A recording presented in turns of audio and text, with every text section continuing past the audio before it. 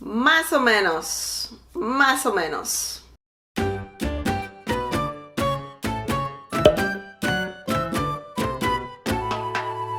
Hi everyone, welcome to another Spanish lesson. Today's Spanish word, rather phrase of the day is más o menos.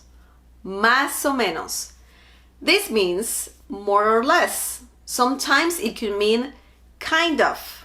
It also means roughly or approximately. It literally means more or less. Más o menos.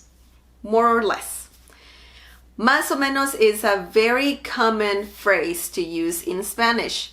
This means that something is in between, that is not good or bad or hot or cold. Más o menos works with feminine and masculine nouns and it doesn't have a plural form. Let's see a few examples using más o menos.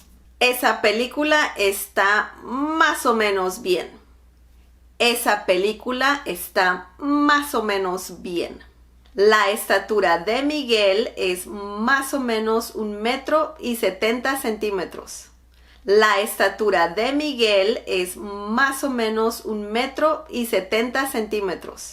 La pintura me gusta más o menos. La pintura me gusta más o menos. El examen estuvo más o menos fácil. El examen estuvo más o menos fácil. Me siento más o menos cansado. Me siento más o menos cansado. Mi problema es más o menos complicado.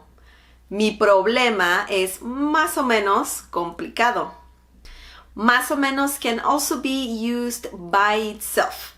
If someone is asking you, ¿cómo te sientes? Más o menos. Más o menos. Or if someone tells you, ¿te gustó la película? ¿Te gustó la película? Más o menos. Más o menos. That means you didn't like the movie, but you didn't hate it either.